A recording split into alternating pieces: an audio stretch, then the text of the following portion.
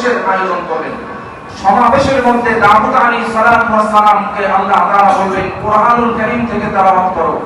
দাউদ আলাইহিস সালামের কণ্ঠ এত সুন্দর, দুনিয়ায় থাকা অবস্থায় যখন উনি তেলাওয়াত করতেন, সমুদ্রের পাড়ে গিয়ে তেলাওয়াত করলে মাছগুলি সমুদ্রের পাড়ে এসে, আকাশের পাখিগুলি ওনার কাছে এসে, সমস্ত মাখলুকাতগুলি ওনার পাশে এসে ওনার তেলাওয়াত শুনতেন। সুবহানাল্লাহ। আল্লাহ তাআলা বলবেন জান্নাতের মধ্যে তুমি তেলাওয়াত করো। উনি তেলাওয়াত করবেন, তেলাওয়াত শুনে জান্নাতি মানুষগুলি তেলের মধ্যে যেমন মাছ ছেড়ে দিলে মাছগুলি লাফাইতে থাকে, দাউদ আলাইহিস সালামের কণ্ঠে তেলাওয়াত শুনে মানুষগুলি এমন ভাবে দাপাবে আর অজ্ঞান হয়ে যাবে, 50,000 বছর পর্যন্ত জ্ঞানই ফিরবে না। সুবহানাল্লাহ। তাহলে বলেন তো দেখি, এটা কি আলাদা মুআজিজা নয়? সুলাইমান আলাইহিস সালামকে আল্লাহ তাআলা এমন মুআজিজা দান করেছেন, এই জন্যই তো তারা আল্লাহর শুকরিয়া আদায় করতেছে। ওয়ালাকাদ আতাইনা দাউদ ওয়া সুলাইমান ইলমা। আল্লাহ তাআলা আমাদেরকে পৃথিবীর সমস্ত মানুষদের মধ্য থেকে শ্রেষ্ঠত্ব দান করেছেন। ওয়াকাল আলহামদুলিল্লাহ, ওই আল্লাহর সমস্ত প্রশংসা আমরা শুকরিয়া আদায় করলাম।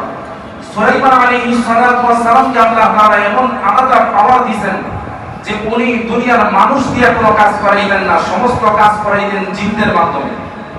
জিন দিয়ে উনি কাজ করাতেন। এবং কি ওনার একটা পাখি ছিল, যে পাখির নাম কোরআনুল কারীমের মধ্যে এসেছে হুদহুদ পাখি। সুলাইমান আলাইহিস সালাম যখন রাস্তা দিয়ে হেঁটে যেতেন, মাটির গর্তে পিপীলিকা, এক পিপীলিকা এই পিপীলিকার সাথে কি কথা বলে, এই শব্দ সুলাইমান নবীর কানের মধ্যে আসতো। এবং সুলাইমান নবী বুঝতে পারতো যে পিপীলিকা, এক পিপীলিকা এই পিপীলিকার সাথে কি কথা বলতেছে। সুলাইমান পয়গম্বর আলাইহিস সালাম দল নিয়ে রাস্তা দিয়ে হেঁটে যাচ্ছে।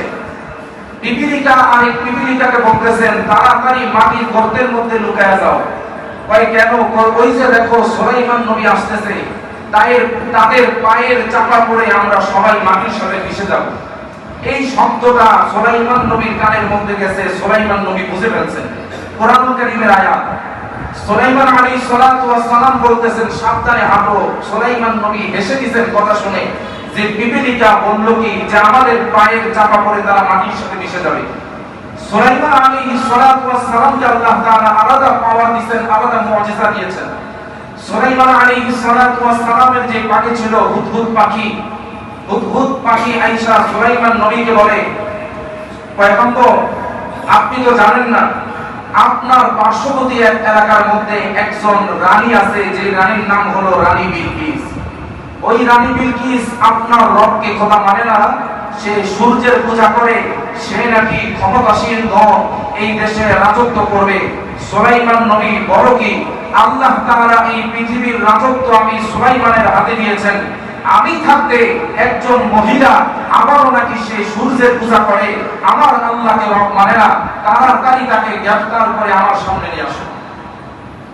সুলাইমান আলাইহিস সালাম রানী বিলকিসের নিকট চিঠি লিখলেন। চিঠি কি চিঠি লিখছেন? কোরআন শরীফের মধ্যে আছে, দেখবেন ইন্নাহু মিন সুলাইমানা ওয়া ইন্নাহু বিসমিল্লাহির রহমানির রহিম। চিঠি লিখছেন সুলাইমান নবী রানী বিলকিসের নিকট। রানী বিলকিসের নিকট চিঠির মধ্যে লিখছেন আমি সুলাইমান পরম করুণাময় অসীম দয়ালু আল্লাহর নামে শুরু করতেছি, তাড়াতাড়ি তুমি আমার কাছে সারেন্ডার করো, আর না হয় তোমার সাথে আমি যুদ্ধ ঘোষণা করব। বলেন তো দেখি, রানী বিলকিস তো জীবনেও সুলাইমান নবীর সাথে যুদ্ধ করে পারবে না, ঠিক না ঠিক? এটা আল্লাহ তাআলার পক্ষ থেকে আলাদা একটা স্পেশাল পাওয়া। হুদহুদ পাখি যখন রানী বিলকিসের নিকট এই চিঠি নিয়ে গেলেন, রানী বিলকিস এই চিঠি দেখে চিঠি পড়লেন যে সুলাইমান বাদশা সুলাইমান নবী আমার নিকট চিঠি লিখছেন, তাড়াতাড়ি তার কাছে সারেন্ডার করার জন্য, আর না হয় আমার সাথে যুদ্ধ ঘোষণা করবে। সুলাইমান আলাইহিস সালামের চিঠি পাইয়া রানী বিলকিস পেরেশান হয়ে গেছে। রাজ দরবারের কিছু চামচা আমলা আছে না নাই, তাদেরকে জিজ্ঞাসা করতেছেন কি করা যায় বলো তো দেখি।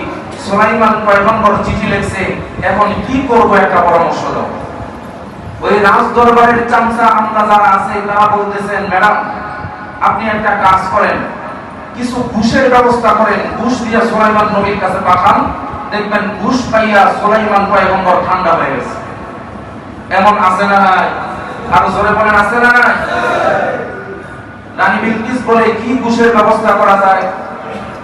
কিছু স্বর্ণের ইটা পাঠায় দেন, কিছু স্বর্ণের ইটা পাঠায় দেন।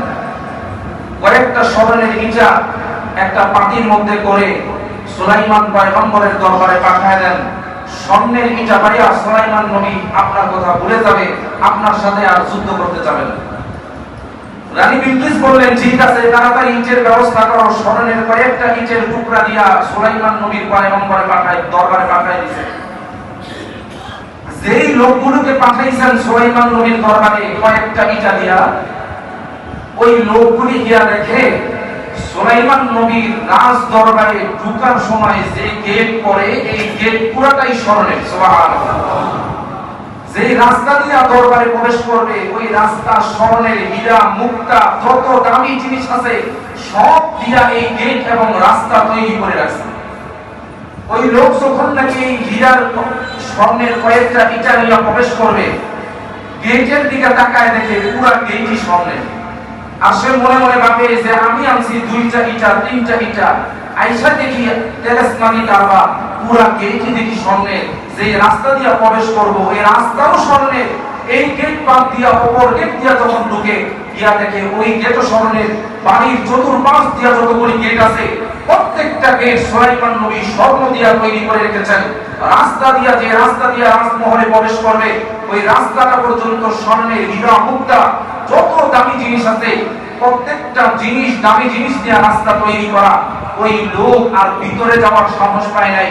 আমি আনছি 3-4টা ইটা, আর আইসা দেখি কি কারবার, বিশাল বড় বড় স্বর্ণের গেট।